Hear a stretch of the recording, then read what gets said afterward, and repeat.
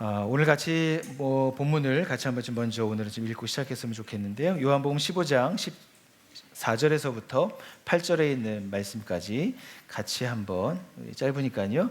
저기 전체가 다 같이 한번 읽도록 하겠습니다. 읽겠습니다. 시작. 내 안에 머물러 있어라. 그리하면 나도 너희 안에 머물러 있겠다. 가지가 포도나무에 붙어 있지 아니하면 스스로 열매를 맺을 수 없는 것과 같이 너희도 내 안에 머물러 있지 아니하면 열매를 맺을 수 없다. 나는 포도나무요 너희는 가지이다. 사람이 내 안에 머물러 있고 내가 그 안에 머물러 있으면 그는 많은 열매를 맺는다. 너희는 나를 떠나서는 아무것도 할 수 없다. 사람이 내 안에 머물러 있지 아니하면 그는 쓸모없는 가지처럼 버림을 받아서 말라버린다. 사람들이 그것을 모아다가 불에 던져서 태워버린다. 너희가 내 안에 머물러 있고 내 말이 너희 안에 머물러 있으면 너희가 무엇을 구하든지 다 그대로 이루어질 것이다. 너희가 열매를 많이 맺어서 내 제자가 되면 이것으로 내 아버지께서 영광을 받으실 것이다. 아멘. 저희가 풍성한 삶, 또 친밀한 삶이라고 하는 것을 우리 모두는 간절히 소망합니다. 이것을 왜 소망할까요? 이 땅의 현실은 사실은 그 정반대의 삶이기 때문입니다.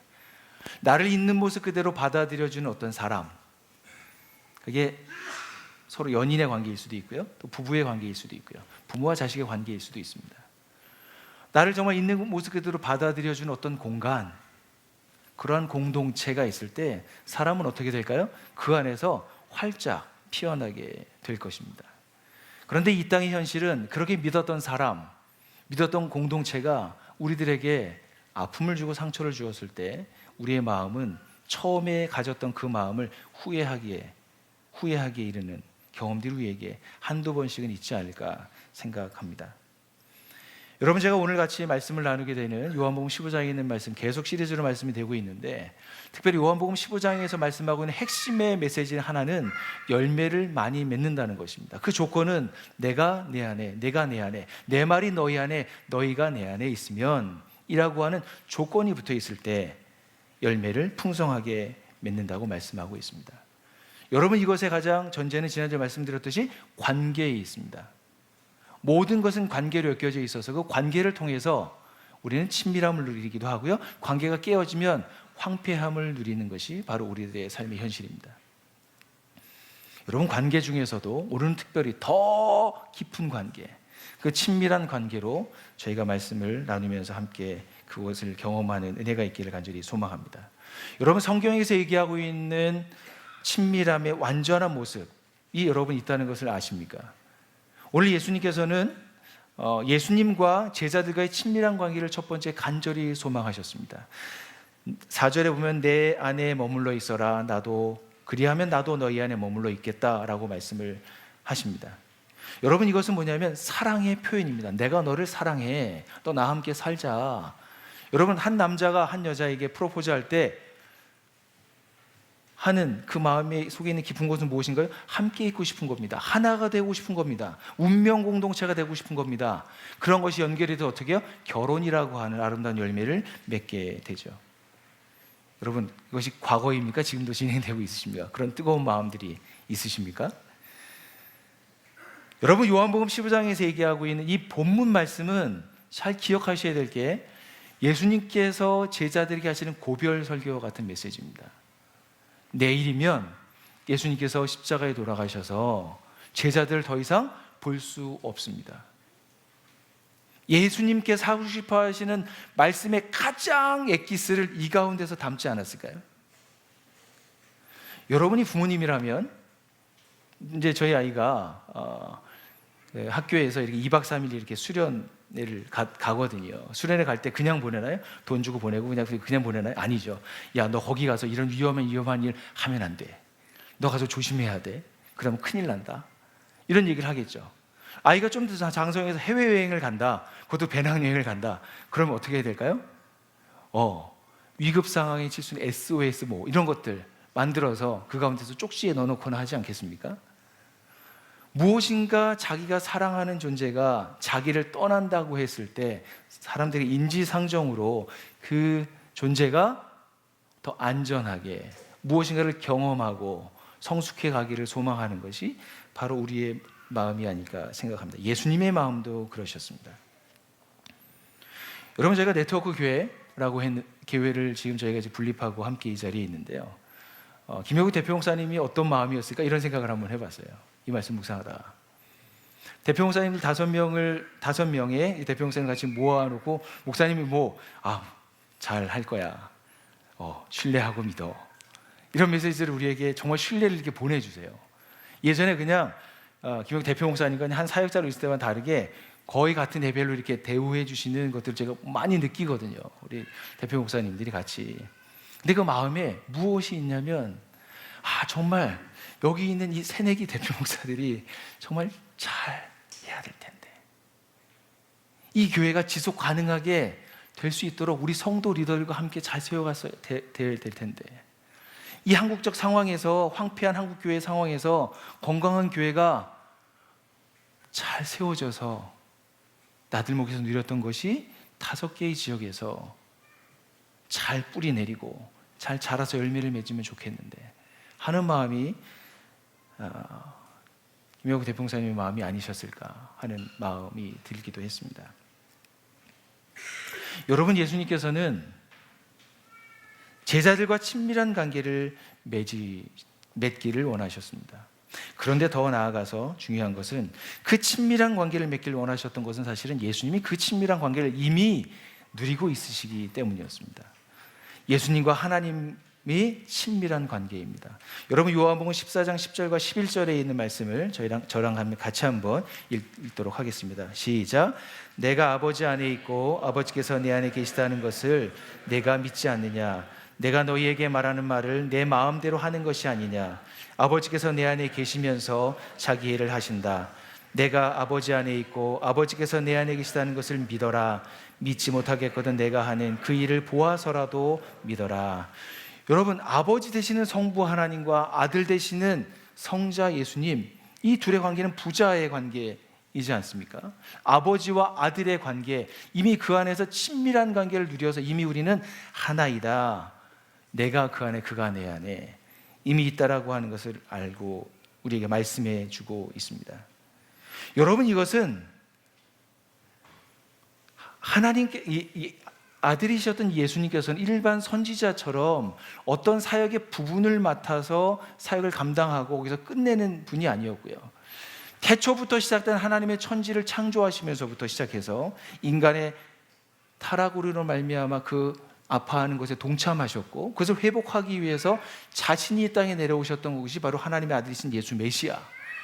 그 메시아를 통해서 이 땅에 있는 모든 존재들이, 피조물들이 회복되길 원하여서 마지막 날에 그 날을 함께하고 그리고 영원히 지속되는, 즉 영속적인 관계로서 관계가 끊어지지 않기를 원하셨던 것이 이 아들 예수님께 주셨던 하나님의 뜻이었습니다. 여러분, 이것은 아버지와 아들의 관계의 놀라운 원형의 삶을 통해서 그것을 지켜보고 있었던 제자들뿐만 아니라 그 이후에 나타날 제자들이 하나님 아버지께로 갈 수 있는 길이요 진리요 생명이 되시도록 예수님께서는 그 길을 열고 계시는 분이셨습니다. 그런데 예수님께서 그 사역을 계속해서 할 수 있었던 비결은 하나님 아버지와 아들이신 예수님께서 그 친밀함이 끊어지지 않고 지속됐기 때문이었습니다. 여러분, 이쯤 되면 눈치가 빠르신 분은 그 다음에 무슨 얘기를 하실지 아실 것 같아요. 예, 맞습니다. 삼위일체 하나님, 아들이신 예수님과 하나님과의 사귐도 친밀한 관계도 있었지만, 그러나 더 원형적으로 창세기 1장에 가면 거기에 하나님이, 성부 성자 성령 하나님이 그 형상을 따서 인간을 창조하셨다, 함께 동역하시고 함께 하셨다라고 하는 말씀이 나오기도 합니다. 오늘 저는 이 말씀을 삼위일체 하나님이 여러분 얘기할 때 사실 두렵고 떨려요. 왜냐하면 초대교회 때 삼위일체에 대해서 이야기하는 순간 어떻게 됐을까요? 이단으로 정죄가 됐습니다. 제가 여기에서 그것을 피해야 되지 않을까요? 제가 여기서 뭔가를 막 증명해내고 있다가 다른 이론이 나와서 제가 이단이 된다면 문제가 심각하지 않겠습니까? 그래서 여러분 고민을 하다가 삼위일체 하나님을 어떻게 증명해낼까가 아니라, 여러분 달라스 윌라드라고 하는 목회자가 있습니다. 리차드 포스터와 양대산맥으로 아주 영적인 거장이고요. 지금 돌아가셨는데 그분의 책은 우리에게 아주 유효합니다. 특별히 영성 훈련에 관련돼서. 관심 있는 분들은 그분의 책을 아마 읽어보시면 좋겠습니다. 그분은 이렇게 이야기했습니다. 삼위일체는 어떤 의미인가라고 얘기하기 이전에 그분은 삼위일체 안의 삶이란 어떤 것일까? 즉 삼위 하나님의 세 분의 관계 안에서 어떤 삶을 살고 계실까라고 하는 데 집중했습니다.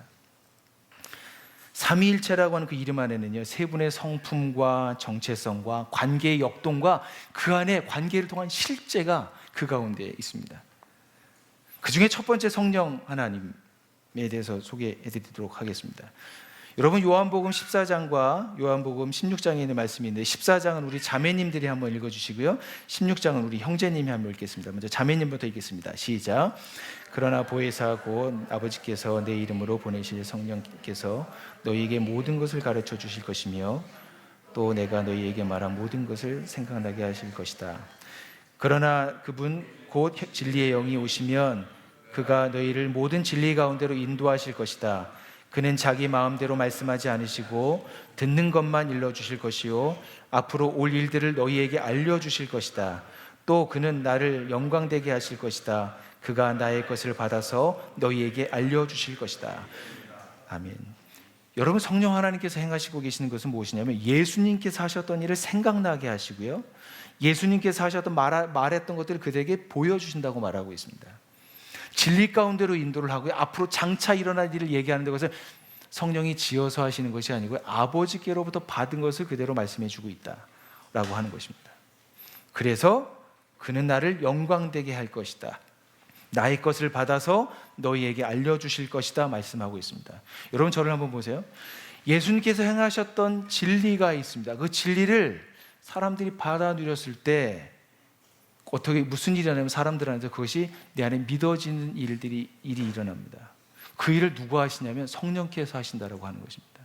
성령은 구원을 적용하시는 사역을 하십니다.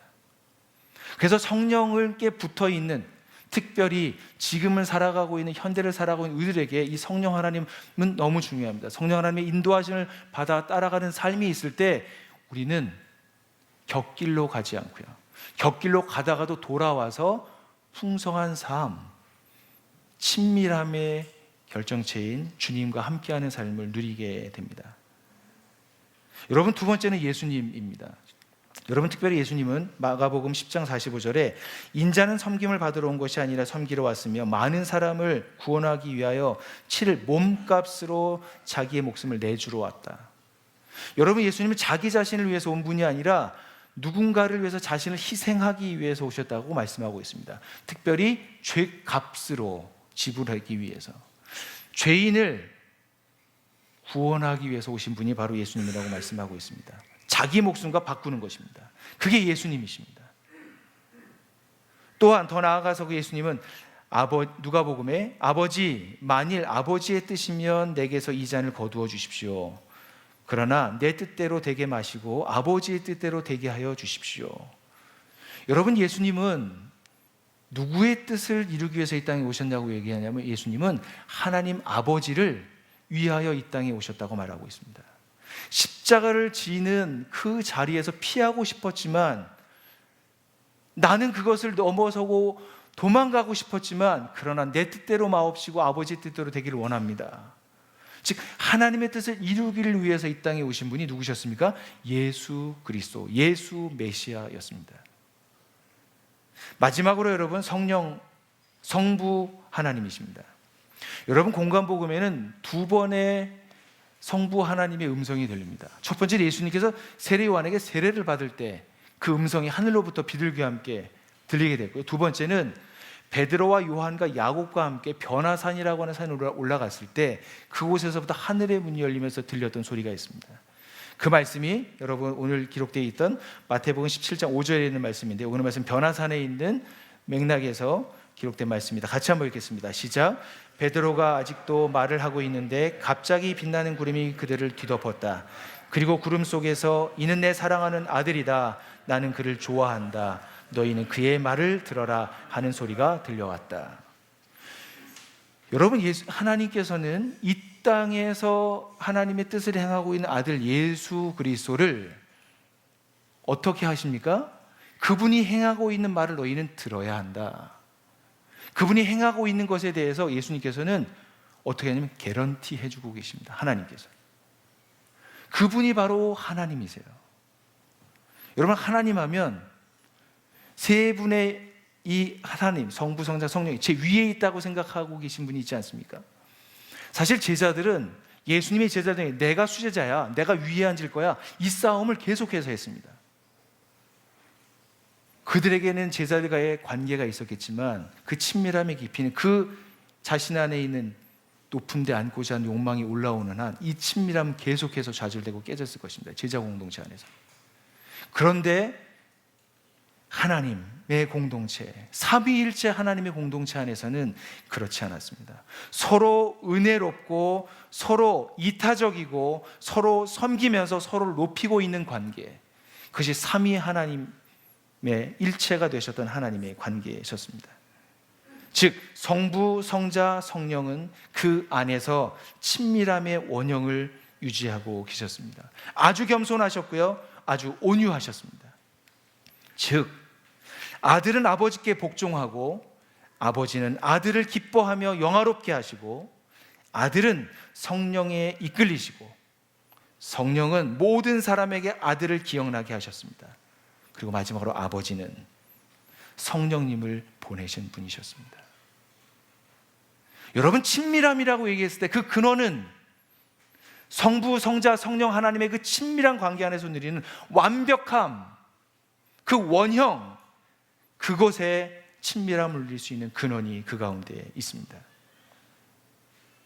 그건 하나님의 서로 간의 신뢰, 상호 복종함, 서로를 높임, 그것이 무엇인가요? 하나님의 나라입니다. 성부, 성자, 성령, 하나님, 삼위일체 하나님이 다스리는 그곳에는 하나님의 나라가 임한 것입니다. 여러분, 제자들에게 예수님께서 이 친밀함의 근원으로 들어오기 위해서 너희들이 알아야 할 것이 세 가지가 있다. 저는 이 본문을 통해서 여러분들에게 세 가지를, 3요소를 좀 소개하고 싶습니다. 첫 번째는 받아들임입니다. 알아가는 것입니다. 그것은 무엇입니까? 요한복음 15장 3절과 7절에 있는 말씀 제가 한번 읽겠습니다. 너희는 내가 너희에게 말한 그 말로 말미암아 이미 깨끗하게 되었다. 너희가 내 안에 머물러 있고 내 말이 너희 안에 머물러 있으면 너희가 무엇을 구하든지 다 그대로 이루어질 것이다. 여기서 반복되는 말씀이 있습니다. 말이, 그 말로 말미암아 내 말이 너희 안에 머물러 있으면, 즉 말이라고 하는 단어가 있습니다. 여러분, 이 말은 무엇입니까? 하나님께서 자기 자신을 드러내셨던 성경, 예수 그리스도를 통해서 하나님을 증명해 주셨던 하나님의 말씀, 그 말씀을 적용해 가시는 성령님의 역사를 통해서 드러나고 있는 구원의 역사, 즉 여러분, 말이라고 하는 그곳에 핵심이 있습니다. 여러분, 우리가 한 위인을 이해할 때 그 위인을 여러분 어떻게 그 사람을 위인으로 이해하셨습니까? 저 사람 참 위인이야. 예를 들면 이순신 장군 참 위인이라고 저희가 하잖아요. 그래서 저희 꿈도 옛날에 이순신 장군처럼 될 거야 뭐 이러면서 갖고 있었던 꿈도 있었던 때가 있기도 합니다. 아주 어릴 때.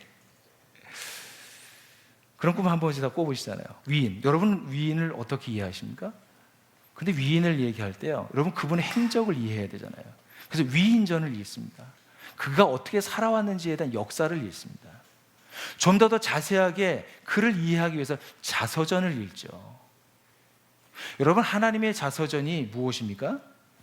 하나님께서 자기 자신을 온전하게 우리에게 커뮤니케이션 하셨던 것이 무엇이었냐면 하나님의 말씀이 성경입니다.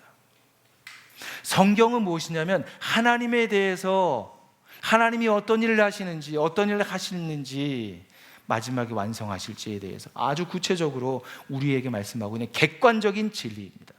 그것은 팩트입니다. 사실입니다. 그 사실을, 하나님과 친밀함을 누리기 위해서 그 사실이 내 안에 들어와서 받아들여야 합니다. 그것을 알아가야 합니다. 그러할 때 내 안에 깜깜했던 눈이 그때부터 눈이 떠지게 됩니다. 새로운 세계의 눈이 열리게 되는 것처럼 우리는 하나님과 눈을 마주하게 됩니다. 여러분, 사람의 변화의 시작은 언제일까요? 여러분이 언제 진짜 변화되셨습니까? 여러분, 지난주 수요 예배 때 수요 예배를 드리고 나서 저희가 이게 수요 예배 때는 두세 명씩, 세 명씩 이렇게 조가 돼서 나눔을 하거든요. 근데 나눔할 때 주제를 제가 하나씩 드렸는데 그 중에 하나가 뭐냐면 여러분의 인생에서 가장 중요한 요절 말씀이 무엇인가요? 라고 하는 것을 나누도록 했어요. 근데 그것을 가지고 두세 명씩, 세 명씩, 네 명씩 이렇게 나눔을 하고 있을 때 저에게도 놀라운 것이 있었습니다. 그분의 나눔이 제가 갖고 있었던 예전의 그 말씀들이 자꾸 생각나는 것이었어요. 여러분, 혹시 암송하고 있는 말씀이 있으십니까? 아니, 암송된 말씀 중에 여러분 그 말씀을 암송하면 과거의 어떤 사건이 떠오르지 않으십니까? 여러분, 말씀은 하나님과 나의 인격적인 관계의 만남을 기억하게 해줍니다. 그 말씀이 우리 안에 들어와 있을 때 우리는 곁길로 가지 않습니다. 가다가도 돌아서야지. 그 진리를 받아들인 사람에게 나타나는 증거이고요, 이런 사람이 그리스도인입니다. 이런 사람은 구원받은 사람입니다. 하나님의 말씀이 그 안에 머물러 있는 사람. 여러분, 두 번째는 그 말씀에 대해서 여러분 요한복음 15장 4절과 5절과 7절에 여러분 이게 본문이 길게 돼 있는데 그 중에 여러분 같은 단어가 반복되는 것을 한번 찾아보십시오. 한번 이렇게 펜으로 한번 표기해 보세요. 몇 번이나 나오나, 이 짧은 성경 구절 중에.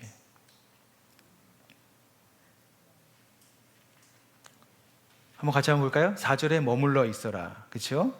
또 머물러 있겠다. 또 5절에 머물러 있고, 머물러 있으면, 7절에 머물러 있고, 또 머물러 있으면. 여러분 몇 번입니까? 6번이나 반복되고 있습니다.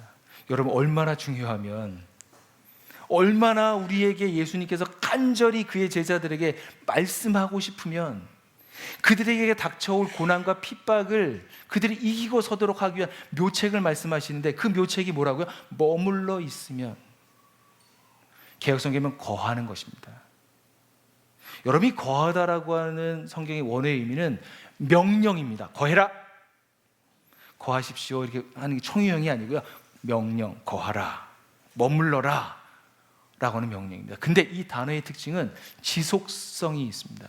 한 번 머물라로 해서 멈추는 게 아니고요, 계속 순간순간 그 안에 머물러 있으라고 이 단어는 우리에게 강조하고 있습니다. 매 순간 지속적으로 그 말씀 안에 머물러 있어라. 그러할 때 어떻게 생깁니까? 무슨 일이 생깁니까? 내 안에 믿음이 생겨요. 여러분, 믿음은 말씀을 받아들였을 때 내 안에서 그것을 받아들일 때 믿음이 우리 안에서 생겨납니다. 그래서 말씀의 능력이 있습니다. 여러분, 내가 믿겠다고 해서 여러분 그 말씀이 믿어지지가 않더라고요. 그래서 많은 분들이 이렇게 얘기해요. 그거 진리, 성경 말씀 다 이해하겠는데 그거 내 마음에 안 와닿아. 그거 나 어떻게 좀 도와주세요 라고 얘기하는데, 여러분, 그것은 사람은 복음을 전하는 것이고 그 복음이 믿어지는 과정들은 우리가 행할 수 있는 일이 아닙니다. 그것을 믿기로 결정하는 순간 우리 안에 계시는 성령께서 그 말씀이 내 안에 어떻게 해요? 팩트가 내 안에 신뢰, 믿음으로 내 안에 들어와서 나를 변화시키기 시작하는 것입니다. 여러분, 제가 성경 본문에 기록하지 않지만 요한복음 14장 4절과 6절에도 보면 반대로 있습니다. 머물러 있지 않으면, 붙어 있지 않으면 열매를 맺지 못하고 너희는 말라져서 불쏘시개처럼 불에 태워져 버릴 것이다. 여러분, 이것은 이미 심판에 대한 메시지입니다. 머물러 있는 것과 함께 동시에 얘기하는 것이 무엇입니까? 머물러 있지 않게 될 때 나오는 것은 심판이 너에게 기다려지고 있다. 그래서 겁주기 위한, 여기에 강조점이 있는 게 아니고요, 지난주에 말씀드렸던 것처럼 머물러 있어서, 붙어 있어서 너희가 풍성한 열매를 많이 맺기를 원하시는 하나님 아버지의 그 마음을 강조해서 표현하고 있습니다. 여러분, 어디에 머무르고 계십니까? 여러분의 마음의 중심을 어디에 내어놓고 계십니까? 그것이 열매를 풍성하게 맺을 것인가? 그렇지 않고 열매가 없이 가지가 많아질 것인가? 그것은 우리의 선택에 달려 있습니다. 마지막으로 하나님의 말씀에 대한 진리에 대해서 받아들였고, 그 받아들인 진리에 대해서 그것을 믿음을 갖게 됐을 때 우리 안에 아주 통합적으로 나타나는 게 무엇이냐면 기쁨입니다. 기뻐함. 그걸 필링이라고 할 수 있는데 이것은 결과입니다. 진리가 내 안에 들어오고 진리에 대해서 믿음을 가졌을 때 내 안에 어떤 일이 일어나냐면 아주 풍성한 기쁨이 내 안에서 누려지게 됩니다. 한없이 기뻐요. 다른 어떤 것을 가졌는 것보다, 누렸던 것보다, 먹었던 것보다 무궁무진한 내 안에서 자유와 기쁨이 내 안에서 있다는 것을 발견하고 알게 됩니다. 여러분, 그런 기쁨이 있지 않습니까? 여러분, 이러할 때 나타나는 증상이 어떤 증상이 저에게 일어났냐면 시가 써지더라고요. 시가. 찬양에 제가 작사를 못하거든요. 근데 제가 작사를 하고 있어요.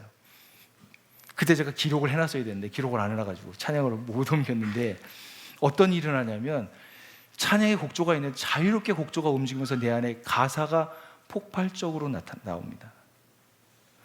뭔가 그분이 내 안에 확 들어와서 나를 확 감싸고 있는 것처럼, 내가 그분 안에 있는 것처럼, 그런 놀라운 경험이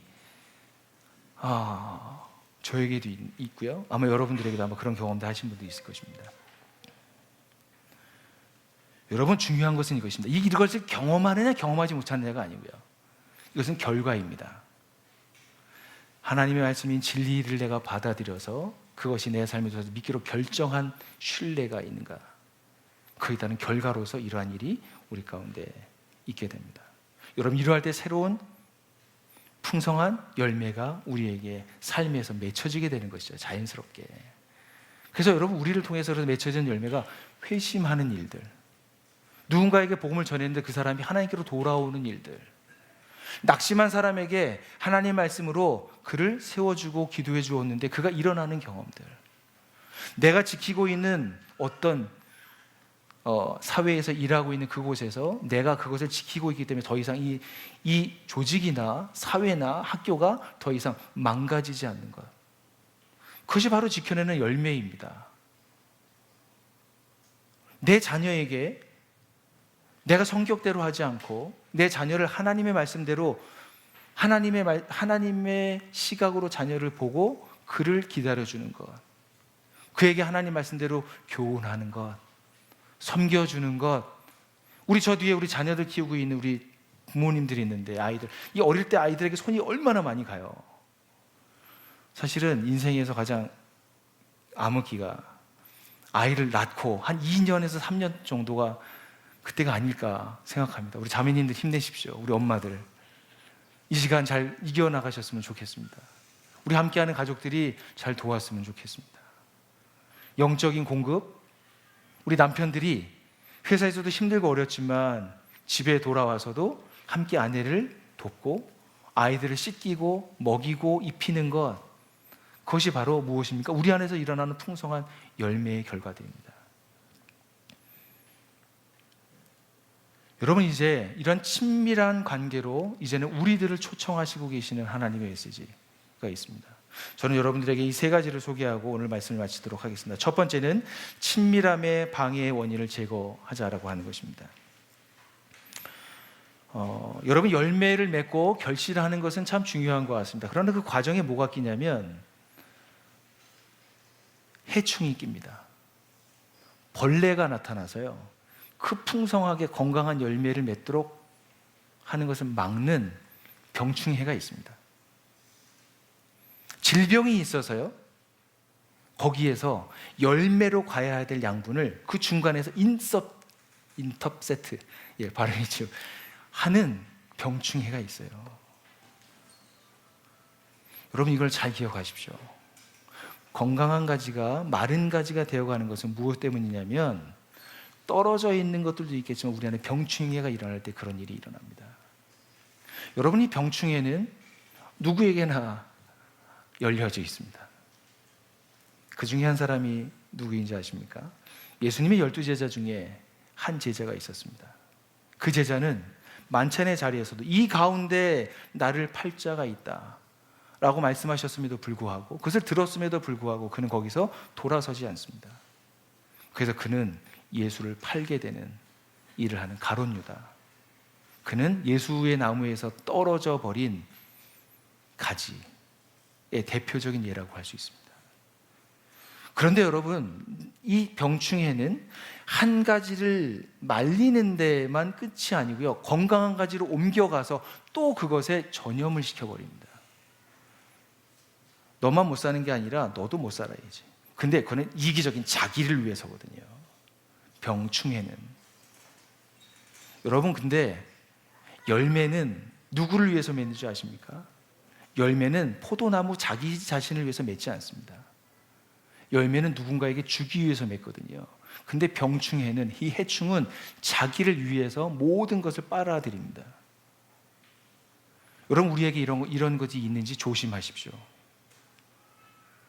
내 안에 무엇인가 하나님의 풍성함으로 자라가려고 했을 때 나의 뒷덜미를 잡고 있는 무엇인가가 여러분 있지 않습니까? 여러분, 특별히 여러분, 모든 것이 우리에게 참 다 열려져 있는 것 같습니다. 자유롭게 하나님께서 우리 안에, 하나님 안에서 우리가 모든 것이 자유롭습니다. 그런데 여러분, 게임도 참 좋은 것이고 어떤 부분에서 우리가 서로 교제하고 친밀하게 사는 거 참 중요하고 좋습니다. 그런데 사람들이 어느 순간에 이것에 매일 때가 있습니다. 그럼 매이게 되는 현상을 뭐라고 얘기하냐면 중독이라고 얘기합니다. 여러분, 중독과 중독이 아닌 것을 여러분은 어떻게 분별하십니까? 중독은요? 중독이 아닌 것은요? 여러분, 저는 이렇게 생각합니다. 중독이 아닌 것은 내가 컨트롤할 수 있는 것을 중독이 아닌 것이라고 봅니다. 그런데 반대로 중독은 무엇입니까? 내가 컨트롤할 수 없는 것이죠. 반대로 컨트롤 당하는 것이죠. 아무리 이 세상에 있는 좋은 것이 많이 누린다 할지라도 그것이 나를, 내 안에서 내가 무엇인가를 스톱하지 못하고 있다고 하면 그것은 이미 우리는 중독에 노출되어 있습니다. 그러할 때 우리에게는 풍성한 삶의 열매는 맺지 못하는 가지가 됩니다. 점점 고사될 것입니다. 여러분, 그 자리에서 돌아서십시오. 여러분, 두 번째는 미성숙의 문제가 있습니다. 여러분, 포도나무를 심으면요, 바로 그 다음에도 열매가 사실 맺긴 맺는데요, 아주 적게 열려서 아주 프로페셔널 농부들은요 이렇게 얘기합니다. 심고 난 다음에 짧게는 3년, 길게는 5년 동안 계속 가지를 친대요. 그래서 그 이후에 말할 수 없는 풍성한 열매가 그 가운데서 맺는 것을 알기 때문입니다. 여러분, 이게 프로페셔널 농부가 가지를 칠 때 내가 무엇인가를 행하고 바로 열매가 맺지 않는다고 했을 때 여러분, 실망하고 낙심하고 거기서 멈추지 마십시오. 그 일을 계속해서 진행하시고 인내하십시오. 그러면 때가 되면 열매가 우리 가운데서, 내 안에서 우리가 경험하게 될 것입니다. 여러분, 마지막으로 이 병충해라고 얘기했을 때 저는 한 가지 말씀 묵상하다가 저에게 주시는 말씀이었습니다. 무엇이냐면 농부의 부재 상황입니다. 포도원에 포도로 있고 포도나무에 포도로 있고 가지가 붙어 있긴 한데 그 가운데 농부가 없는 삶이라면 어떻게 되겠습니까? 농부가 있어야 병충해도 잡아주고요, 가지도 쳐지기도 하고요, 땅에 떨어졌던 줄기를 끄집어 올려서 깨끗하게 씻어서 나무에 묶어서 열매를 맺도록 도와주지 않겠습니까? 여러분, 내 삶을 살아가고 내 삶의 주인이 여러분 하늘 아버지이십니까? 그 농부가 내 삶에 실제하고 계십니까? 나에게 그분이 말씀하시는 것이 들려지는 것입니까? 그 아버지의 음성이 내 안에 부드럽게 들렸을 때 우리 안에서 새로운 풍성한 열매가 맺게 됩니다. 여러분, 두 번째는 나에게 오는 친밀한 사랑을 받아들이라고 하는 것입니다. 여러분, 히브리서 11장 6절에 있는 말씀 참 제가 좋아하는 말씀이고 풍삼케 할 때마다 참 제가 이렇게 암송하고 했었던 말씀인데 여러분들 암송하시는 분들이 있을 것 같아요. 같이 한번 이 말씀을 같이 한번 읽겠습니다. 시작. 믿음이 없이는 하나님을 기쁘시게 해드릴 수 없습니다. 하나님께 나아가는 사람은 하나님이 계시다는 것과 하나님은 자기를 찾는 사람들에게 상 주시는 분이시라는 것을 믿어야 합니다.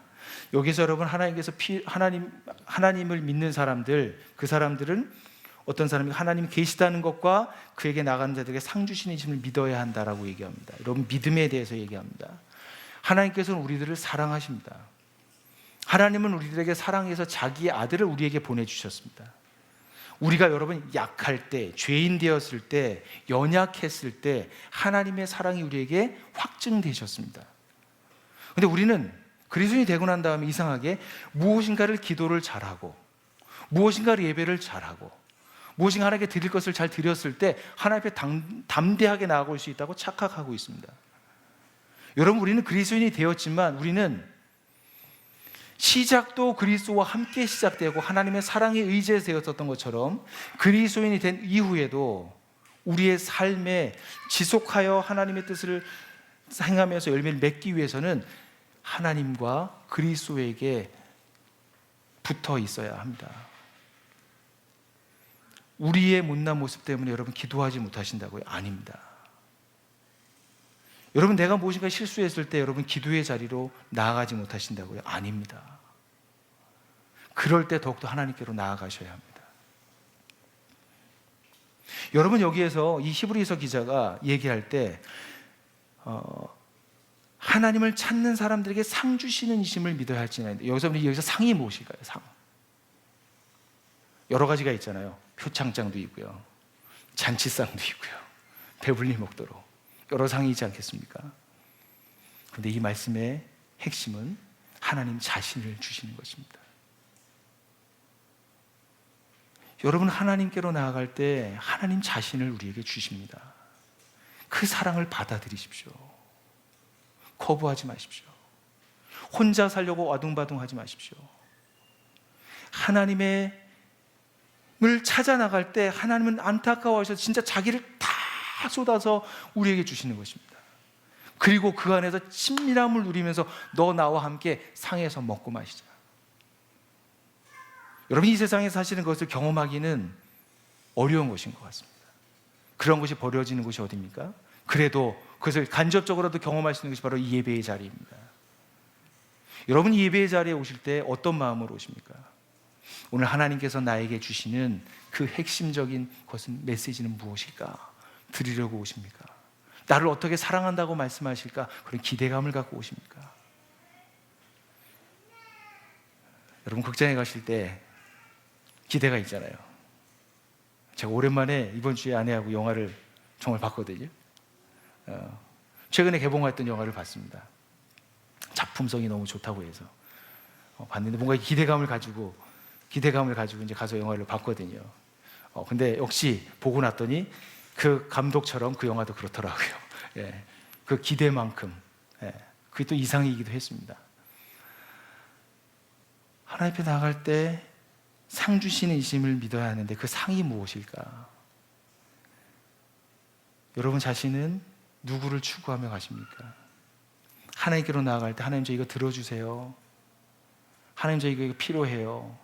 라고 하는 하나님께로부터 오는 어떤 아래에 있는 것이 아니라 하나님 자체를 우리에게 주셨다는 사실을 저희가 잊지 않고 기억하시기를 간절히 소망합니다. 마지막으로 하나님과 친밀함을 누리는 말씀과 기도를 누리는 것입니다. 여러분, 말씀과 기도는 그리스도인들에게 힘과 에너지와 지혜의 원천입니다. 그 광맥입니다. 젖줄입니다. 그것이 있어야 우리에게 삽니다. 그런데 이상하게 이거 얘기하면 좀 딱딱하지 않습니까? 알겠는데 그거 잘 모르겠고, 그거 하려고 하는데 자꾸 안 되고, 우리가 자꾸 그런 실패가 우리에게 가중되어 있지 않습니까? 여러분, 어떻게 해야 될까요? 여러분, 요한복음 15장 7절에 있는 말씀을 같이 한번 읽겠습니다. 시작. 너희가 내 안에 머물러 있고 내 말이 너희 안에 머물러 있으면 너희가 무엇을 구하든지 다 그대로 이루어질 것이다. 여러분, 이 말씀에 의하면 그 말이 너희 안에 머물러 있고 그 머물러 있던 말씀을 가지고 무엇인지 구하면 그대로 이루어질 것이다. 아멘이죠? 여러분, 이 말씀 아멘이십니까? 하나님의 뜻대로 가지고 있는 말씀을 가지고 그것을 가지고 구하면 그대로 이루어집니다. 아멘. 이게 하나님이 뜻하신 바예요. 우리가 말씀과 기도라고 하는 것 자체가 왜 그렇게 버거고 무거우냐면 그게 의무이기 때문에 그렇습니다. 그것이 안 하면 안 되는 나의 하루를 살아가는 데 있어서 성경 뭐 이런 거 있잖아요. 성경 1년에 통독하려면 하루에 몇 장이요? 3장 읽고, 주일날 오늘 같은 날은 5장 읽고, 그러면 1년에 통독을 한 번 합니다. 만약에 6장, 10장을 읽으면 1년에 2번 하겠죠. 근데 그것이 우리에게 반복한다고 해서 훈장이 될 수는 있을지 모르겠지만 그것이 우리에게 정말 깊이 있는 생동감 있는 말씀으로 다가오는 것인가 생각해 보아야 됩니다. 그렇기 때문에 여러분, 성경 읽기를 새롭게 하십시오. 여러분, 성경을 읽으실 때 먼 나라 이야기처럼 읽으시면 멀게 느껴집니다. 근데 성경을 내 이야기로 읽으면 내 이야기가 됩니다. 간단하죠?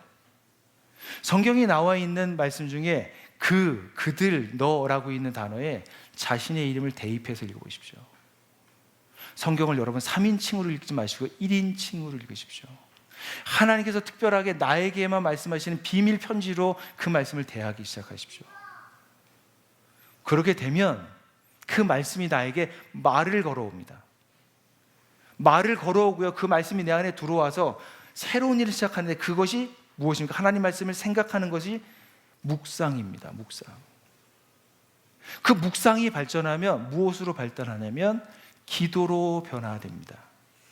그래서 여러분, 기도는요, 많이 무엇인가를 하는 내용, 그것이 중요한 게 아니고요, 누구에게 기도하는가, 누구의 뜻을 붙들고 기도하는가가 핵심입니다.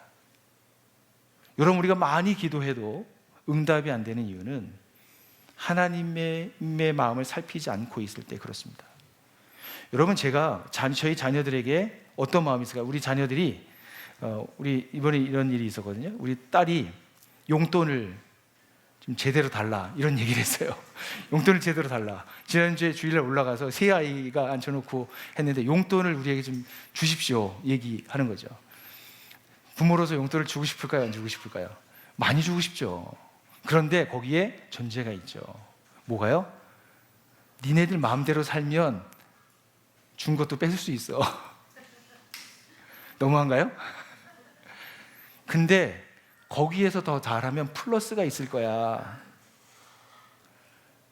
아버지의 마음에 이르른 자녀들은요, 아버지 것이 그의 것이 됩니다. 이게 풍성함, 삶의 비결입니다. 여러분, 말씀과 기도는 우리를 시작에서부터 영원히 끝나는 데까지 우리를 인도해가는 안내자이면서도 그냥 안내자가 아니고요, 우리를 영원히 붙들고 있는, 영원히 우리를 그 길로 인도하게 되는 핵심입니다. 여러분, 말씀을 마치도록 하겠습니다. 여러분, 우리가 하나님의 원형에서의 그 삼위일체 하나님의 그 친밀한 그 사랑을 누리고 그것이 우리에게 들어오길 간절히 소망하는 그 친밀한 사랑을 우리가 누리고 있다면 그것으로 끝이 아니라 우리는 영원한 사귐으로 계속 깊어가는 나들모 양평교회 가족이 되셨으면 좋겠습니다. 여러분, 특별히 요한복음 15장 8절에 이렇게 말씀합니다. 너희가 열매를 많이 맺어서 내 제자가 되면 이것으로 내 아버지께서 영광을 받으실 것이다. 여러분, 열매를 많이 맺으면 무엇이라고 말하냐면 제자가 된다고 말씀합니다. 여러분이 제자가 된다라고 하는 말씀이 무슨 뜻일까요?